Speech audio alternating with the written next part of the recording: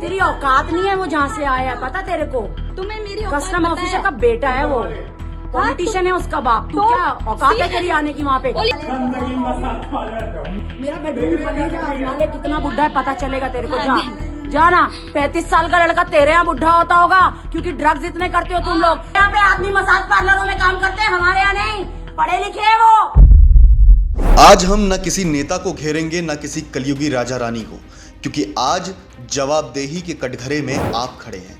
मुद्दे पर आने से पहले हम आपको बता दें कि आपको हमारी बात चुभ सकती है और हम भी यही चाहते हैं कि आपको हमारी बात चुभे, क्योंकि किसी बात से आपको तब तक फर्क नहीं पड़ता जब तक वो बातें आपके साथ घटित ना हो। जैसे क्या फर्क पड़ता है आपको जब नॉर्थ ईस्ट से आने वाली लड़कियों को चिंकी, मोमो, मसाज पार्लर वाली इत्यादि विशेषणों से नवाजा जाए। मालवीय नगर में अरुणाचल प्रदेश से यूपीएससी की तैयारी करने आई उन छात्राओं के विरुद्ध उछाले गए मसाज पार्लर, मोमो, 500 रुपए में धंधा करने वाली जैसे शब्द महज एक सामान्य पड़ोसी विवाद का हिस्सा नहीं है, बल्कि ये उस नीच बीमारू सामाजिक ढांचे की दरारें हैं जिसे हम एक भारत कहते हैं। जी हाँ, उनको कोसने से पहले यह जान लें कि यह वही नीच बीमारू समाज है जिसका हम और आप हिस्सा हैं। पर ये जो है ये है क्यों, और ये घटनाएं हमारे समाज के लिए क्या प्रश्न छोड़ जाती हैं, आइए समझते हैं। नमस्कार साथियों, खुरपेज पर आपका स्वागत है। इससे पहले कि हम आगे बढ़ें, आपसे निवेदन है कि आप खुरपेज को सब्सक्राइब करें, इस वीडियो को लाइक पेल के अपने सुझाव कमेंट में टिप दीजिए, और अगर आपको यह वीडियो सही लगती है तो जागरूकता के हित में इसे शेयर करें। क्यों? क्योंकि जागरूकता जरूरी है। हम आगे बढ़ेंगे, लेकिन उससे पहले जरा ये पूरा वीडियो देख लीजिए। वो नौकरी चाहिए, तो मिला ना। तेरी औकात नहीं है वो जहाँ से आया है, पता तेरे को?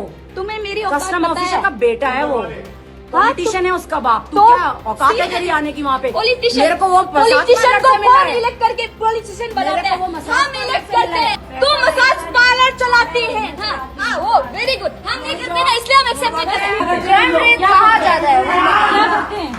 2 नंबर का काम। अरुणाचल प्रदेश की 3 युवतियों के साथ उनके पड़ोसियों हर्ष सिंह और रूबी जैन द्वारा की गई बदसलूकी ने जिस तरह से नस्लीय अपमान, चरित्र सर्टिफिकेशन और सत्ता के अहंकार का जो रूप लिया, वह हमारे सामाजिक कोणता को दर्शाने का प्रत्यक्ष उदाहरण है। वीडियो में रूबी जैन का यह कहना कि कस्टम ऑफिसर का बेटा है वो, पॉलिटिशियन है उसका बाप, तेरी क्या औकात है, भारत के उस राजसी अहंकार को दर्शाता है जो कानून को अपनी जेब में समझता है। यह प्रिविलेज की वह सड़ांध है जहां पद और रसूख को दूसरों को कुचलने का लाइसेंस मान लिया जाता है। यह उन संस्कारी नागरिकों के भीतर का राष्ट्रवाद ही होगा कि वो तुरंत पहचान लें कि सामने वाली लड़कियां अगर अरुणाचल की हैं तो उनका सीधा संबंध मसाज पार्लर से ही होगा।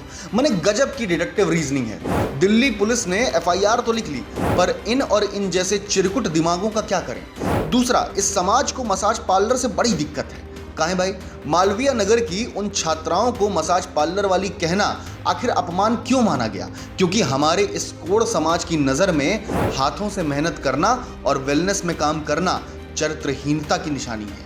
वही दोगला समाज जो रात को दबे पांव इन पार्लरों के चक्कर काटता है, सुबह उठकर उसी पेशे की महिलाओं पर नस्लीय फपतियां कसता है। अगर कोई लड़की मसाज पार्लर में काम करती भी है तो वह मेहनत की रोटी खा रही है, किसी पड़ोसी के कथित संस्कारों की चोरी नहीं कर रही। दरअसल दिक्कत पेशे में नहीं, बल्कि उनके उस नीच कामुक मानसिकता में है जो हर उत्तर पूर्वी चेहरे को एक वस्तु की तरह स्कैन करता है।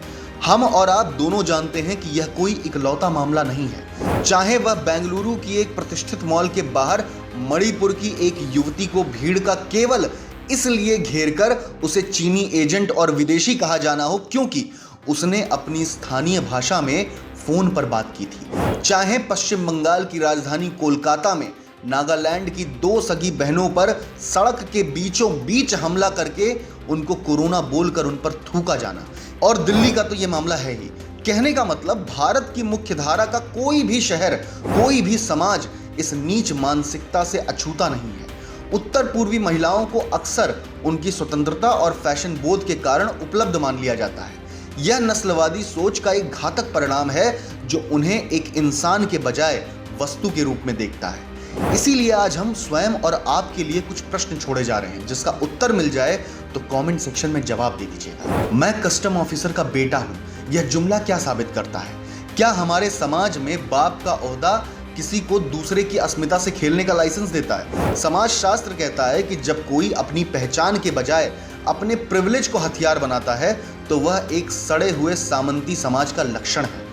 अगर कोई लड़की ब्यूटी या वेलनेस इंडस्ट्री में काम करती है तो आपके तथाकथित संस्कार खतरे में क्यों पड़ जाते हैं? क्या यह आपके उस मेल गेज का नतीजा नहीं है जो हर कामकाजी महिला को एक ऑब्जेक्ट की तरह देखती है? किसी के पेशे को उसकी नस्ल से जोड़कर उसे चरित्रहीन कहना आपकी नैतिकता है या आपके भीतर की दबी हुई कोई कुंठा? क्या हमारी नैतिकता केवल एक डिजिटल दिखावा है? क्या हम इतने खोखले हो चुके हैं कि हमें अपनी प्योरिटी को साबित करने के लिए दूसरों को नीचा दिखाना जरूरी लगता है? जब हर्ष सिंह और रूबी जैन चिल्ला रहे थे तब बाकी पड़ोसी क्या कर रहे थे? समाज शास्त्र में इसे बाईस्टैंडर्ड इफेक्ट कहते हैं, जहां तमाशा देखने वाली भीड़ उतनी ही गुनहगार होती है जितना कि अपराधी। या क्या आपकी चुप्पी का मतलब यह है कि आप भी ऐसा मानते हैं? जाते जाते आपके लिए सर्वेश्वर दयाल सक्सेना की कविता के कुछ अंश छोड़े जाता हूं। ठीक लगे तो पूरी कविता जरूर पढ़िएगा क्योंकि ये आपके हिस्से का काम है। यदि तुम्हारे घर के एक कमरे में आग लगी हो तो क्या तुम दूसरे कमरे में सो सकते हो? यदि तुम्हारे घर के एक कमरे में लाश सड़ रही हो तो क्या तुम दूसरे कमरे में प्रार्थना कर सकते हो?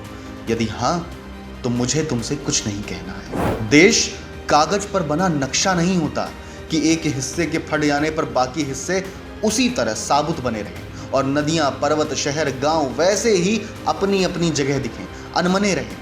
यदि तुम ये नहीं मानते तो मुझे तुम्हारे साथ नहीं रहना है। आखिरी बात बिल्कुल साफ, किसी हत्यारे को कभी मत करो माफ, चाहे हो वह तुम्हारा यार, धर्म का ठेकेदार, चाहे लोकतंत्र का स्वनाम धन्य पहरेदार। सर्वेश्वर दयाल सक्सेना। आपका खुरपेंच।